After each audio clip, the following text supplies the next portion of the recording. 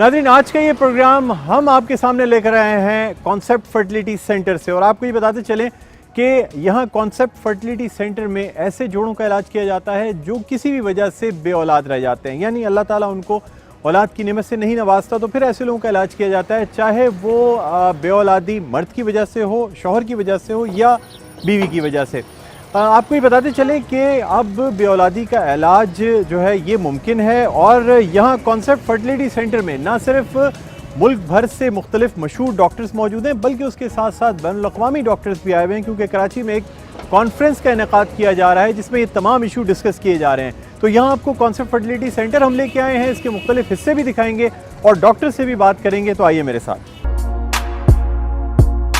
जी नाज़रीन, तो ये हम अब अंदर आ चुके हैं कॉन्सेप्ट फर्टिलिटी सेंटर के। और आपको ये बताते चलें कि कॉन्सेप्ट फर्टिलिटी सेंटर जो है वो एफिलिएटेड है ऑस्ट्रेलियन हेल्थ सेंटर से, यानी ऑस्ट्रेलिया में बाकायदा रिसर्च सेंटर है पर्थ में, जहाँ से ये एफिलिएटेड है। और आपको ये बात भी बताना चाहेंगे कि सबसे ज़्यादा लाइव बर्थ रेट जो है, यानी success rate, highest success rate, वो कॉन्सेप्ट फर्टिलिटी सेंटर का है पाकिस्तान में। यानी मुख्तलिफ सेंटर्स जो बे औलादी का इलाज करते हैं उनमें सबसे ज़्यादा कामयाब जोड़े इलाज करवाते हैं कॉन्सेप्ट फर्टिलिटी सेंटर से। अब आपको अंदर भी लेके जाएंगे, रिसेप्शन भी आपको दिखाते हैं, इसके अलावा जो मज़ीद लैब्स हैं और चीज़ें हैं वो आपको दिखाते हैं।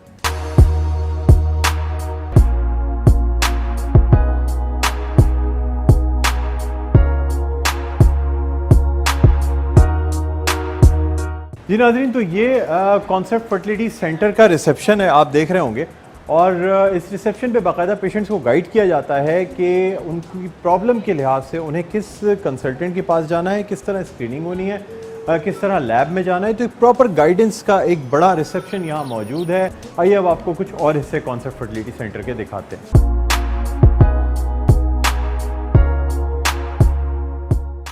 ये कोऑर्डिनेशन डिपार्टमेंट है और यहाँ पे गाइड किया जाता है कपल्स को कि उन्हें कौन से डिपार्टमेंट में जाना है, किस कंसल्टेंट से मिलना है, लैब में कैसे जाना है। तो सबसे इम्पॉर्टेंट डिपार्टमेंट ये है कोऑर्डिनेशन डिपार्टमेंट, जहाँ से कपल्स को सही गाइड करके सही जगह भेजा जाता है।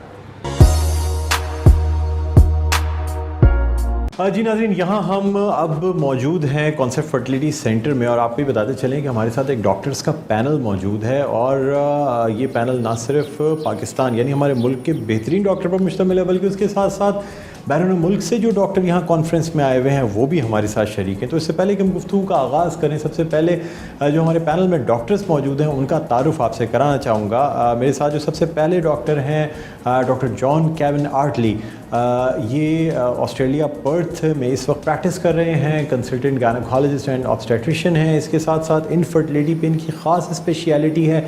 बेसिकली इन्होंने ट्रेनिंग हासिल की है यूके यानी ग्रेट ब्रिटेन से, लेकिन उसके बाद तकरीबन 6 साल पहले ये ऑस्ट्रेलिया मूव हो गए और अब बाकायदा रिप्रोडक्टिव हेल्थ की प्रैक्टिस करते हैं, यानी असिस्टेड रिप्रोडक्टिव टेक्निक्स, यानी जिस तरीके से जोड़ों को मदद की जाती है औलाद के हुसूल में, उसमें मदद करते हैं। तो बहुत ज़्यादा तजुर्बा रखते हैं, हम इनको खुशामदीद कहना चाहेंगे शो में। Doctor John Kevin आर्टली, welcome to the show. Thank you. Okay, दूसरे गेस्ट का आपसे तारुफ़ कराना चाहूँगा। इनका ताल्लुक़ भी ऑस्ट्रेलिया से है, यानी पर्थ से ताल्लुक़ रखते हैं। और ये भी मास्टर ऑफ सर्जरी भी हैं, मास्टर ऑफ मेडिसिन भी हैं। और ये तमाम चीज़ें करने के बाद इनका रुझान गायनी और ऑप्स की तरफ हुआ। और न सिर्फ ये कंसल्टेंट गायनेकोलॉजिस्ट और ऑब्स्टेट्रिशियन हैं, बल्कि उसके साथ साथ रिप्रोडक्टिव हेल्थ में एक्सपर्टीज़ रखते हैं और मेल इनफर्टिलिटी और फीमेल इनफर्टिलिटी की जो ट्रीटमेंट्स हैं उनमें स्पेशलिटी रखते हैं। मेरे साथ मौजूद हैं doctor Graeme Thompson. Welcome to the show sir. Thank you. और नाज़रीन, हमारी जो तीसरी गेस्ट है ये भी किसी तारुफ़ की मोहताज नहीं है। कोई वर्कशॉप हो, ट्रेनिंग हो, या गायनी की बात की जाए, रिप्रोडक्टिव हेल्थ की बात की जाए, ख़वातीन की बात की जाए, ऑप्स की बात की जाए, इन तमाम चीज़ों में एक नाम जो सबसे ज़्यादा लिया जाता है और सबसे ज़्यादा लोग जानते हैं वो है डॉक्टर सादिया पॉल का। तो मैं इनको भी खुशामदीद कहना चाहूँगा। अस्सलाम वालेकुम डॉक्टर सादिया पॉल, खुशामदीद कहते हैं शो में। वालेकुम सलाम। जी डॉक्टर सादिया, आपसे गुफ्तगू का आगाज़ करेंगे। सबसे पहले तो आपसे ये जानना चाहेंगे कि जो इनफर्टिलिटी या बे औलादी होती है ये किसे कहते हैं, क्या होती है ये देखें, इसमें उम्र से हम लेते हैं ख़ातून की और उनके शौहर की उम्र क्या है। اگر عمر 30-35 سال سے اوپر جا رہی ہے تو ہم انفرٹیلیٹی کی انویسٹیگیشنز جلد شروع کر دیتے ہیں، کیونکہ بہت ریپڈلی، کافی تیزی سے فرٹیلیٹی کم ہو رہی ہوتی ہے عمر جیسے جیسے بڑھ رہی ہوتی ہے. تو اگر ایک شادی شدہ کپل ہے اور انہوں نے 6 مہینے اگر زیادہ عمر ہے ورنہ سال تک وہ کوشش کر رہے ہیں بچے کی پریگننسی کی اور پریگننسی نہیں ہو رہی، تو پھر اس کو ہم انفرٹیلیٹی کہتے ہیں. ٹھیک ہے نا. اور پھر اس کا جتنا جلد سے جلد انویسٹیگیشن اور علاج ہو وہ اتنا اچھا ہوتا ہے. یعنی ابھی کہنے کا مقصد یہ ہے کہ اگر ایک ہیلدی شادی شدہ جوڑا ہے، تندرست شادی شدہ جوڑا ہے، اور وہ 1 سال تک اولاد کی نعمت سے محروم رہتا ہے، 6 مہینہ یا 1 سال، ڈپینڈ کرتا ہے ایج پہ، تو پھر اسے ڈاکٹر سے کنسلٹ کر لینا چاہیے.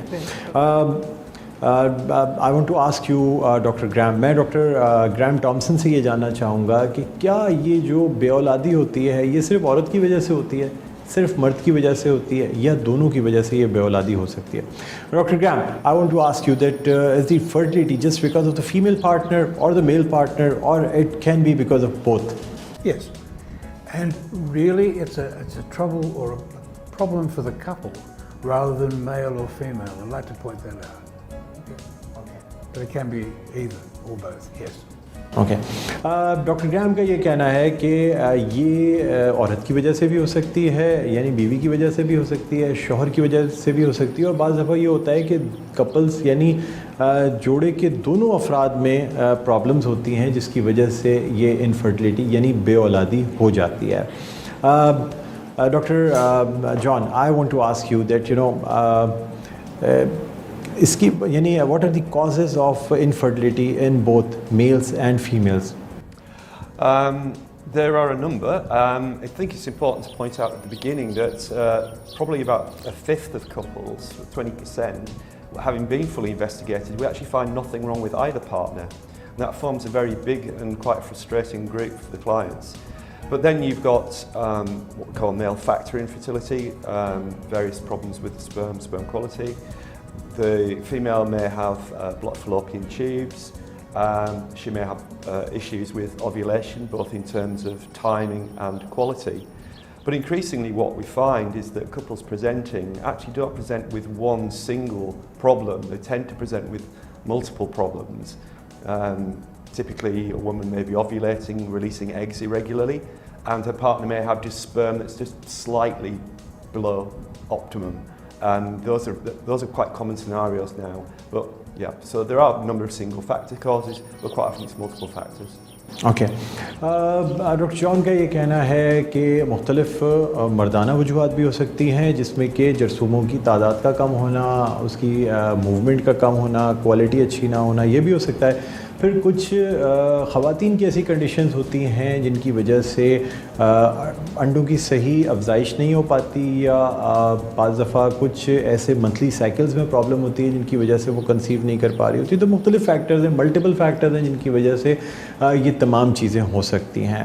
Doctor Graham, I want to ask you that what are the treatment possibilities for infertility in Pakistan?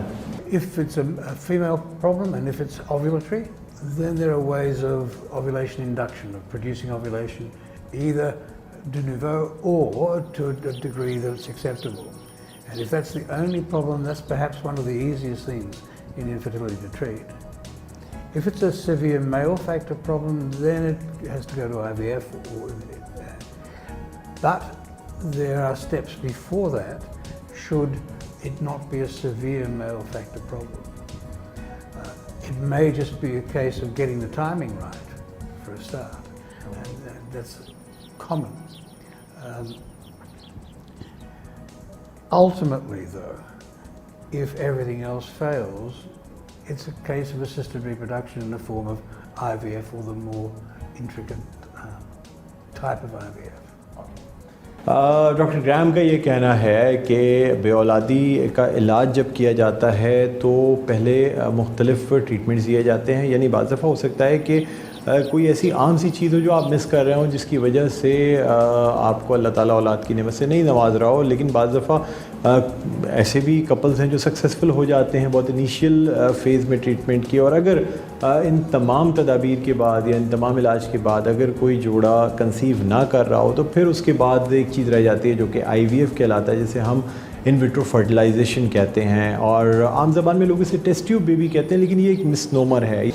آپ لوگ سب کا بہت بہت شکریہ، thank you very much for you all to participate in this program. ناظرین، امید کرتے ہیں آپ کو بھی آج کا پروگرام پسند آیا ہوگا، بہت کچھ سیکھنے کو ملا ہوگا۔ ہماری کوشش یہی ہے کہ اگر ایک بھی جوڑا اس سے مستفید ہو کے اور اولاد کی نعمت حاصل کر لیتا ہے تو پھر ہم اپنی کوشش میں کامیاب ہو جائیں گے۔ بہرحال مجھے بلند اقبال کو اجازت دیجیے، اپنا بہت خیال رکھیے گا، اللہ حافظ۔